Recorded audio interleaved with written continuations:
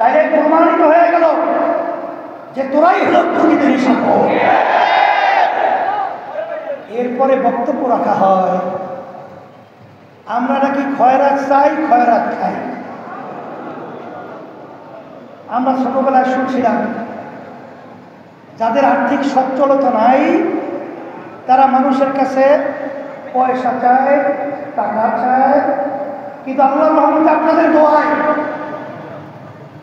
বিশ্বাস চরমরাই ইসলামী আন্দোলন বাংলাদেশে আমি বর্তমানে দায়িত্ব পালন করছি।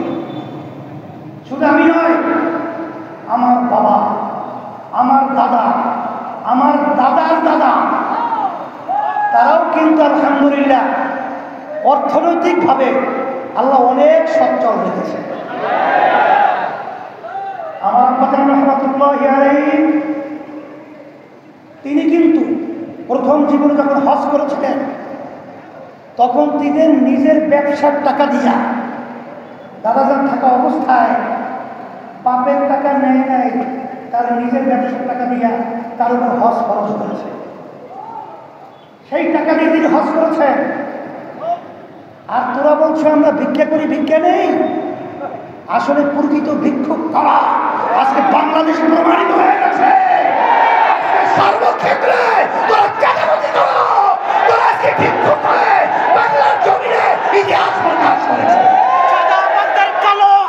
এই হিসাবে আমি বলবো যে আমাদেরকে বলা হয় বিভিন্ন সময় আমরা নাকি মূর্খ। মূর্খর ব্যাখ্যা কোনটা আমি তো জানি না, কারণ আমি তো দস্তখত করতে জানি। মূর্খরা দস্তখত করতে জানে না, আমি তো করতে পারি। তাহলে মূর্খ আমার পড়ে কিভাবে? আমি তো পড়তে পারি এবং আমি পড়াতেও পারি, তাহলে আমি মূর্খ হলাম কিভাবে? আসলে যারা এই বক্তব্য রেখেছে তারাই হলো জ্ঞান পাপী, তারাই হলো প্রকৃত মূর্খ।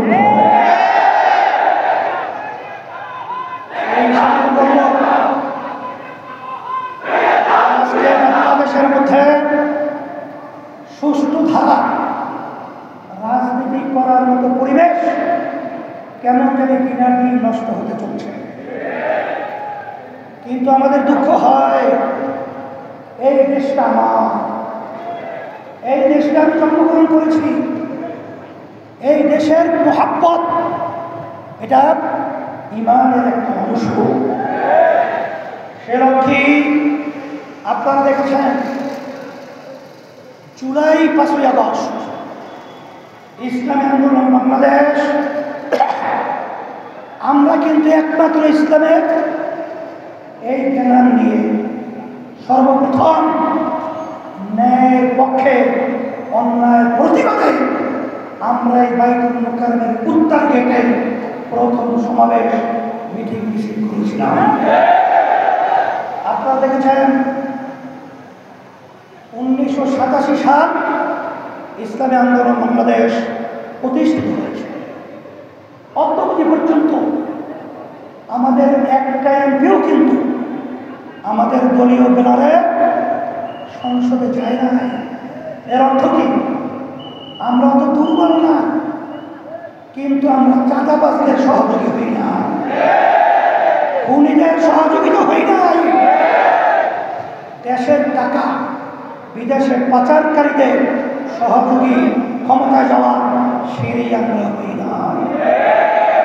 সেই হিসাবে এখন 5ই আগস্টের পরে সুন্দর একটা দেশ গড়ার মতো পরিবেশ তৈরি হয়েছে। আমি যুবকদেরকে বলবো, তোমরা যদি আজকে ন্যায়ের পক্ষে অন্যায়ের প্রতিবাদে আওয়াজ তুলতে পারো, তাহলে আল্লাহর রহমতে, আল্লাহর খাস মেহেরবানিতে এই দেশ একটা সুন্দর দেশে পরিণত হবে ইনশাআল্লাহ। সাথে সাথে আমি আমার অন্যান্য ভাইদেরকে বলবো, রাজনৈতিক দল যারা রয়েছেন, আসেন আমরা ক্ষমতা প্রেমিক না হয়ে দেশপ্রেমিক হই,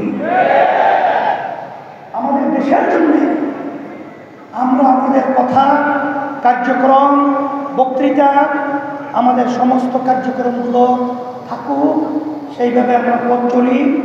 একে অপরের প্রতি আমরা ঘৃণার সৃষ্টি না করে আমরা দেশ করার, মানবতার কল্যাণে এবং ইসলামের কল্যাণে কাজ করি। তোমাদের সকলকে ধন্যবাদ। আমি দোয়া করি, দোয়া চাই আল্লাহ আমাদের সবাইকে যেন ইসলাম দেশ, মানবতার কল্যাণে কাজ করার তৌফিক দান করে।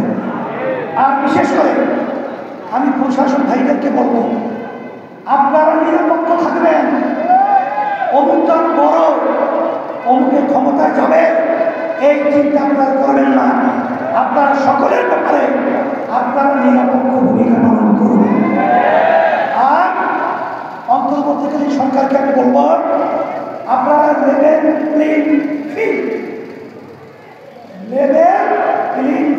তৈরির জন্য যা যা করা দরকার সেইভাবে দায়িত্ব পালন করবেন।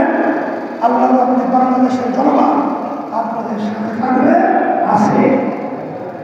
আর বিশেষ করে মাইলস্টোনে যে দুর্ঘটনার মাধ্যমে যে বাচ্চারা দুনিয়া থেকে বিদায় হয়ে গেছে, আল্লাহ তাদেরকে সম্মানের স্থান দান করুন এবং গার্জিয়ান এবং অভিভাবকদেরকে আল্লাহ ছাত্র জামিল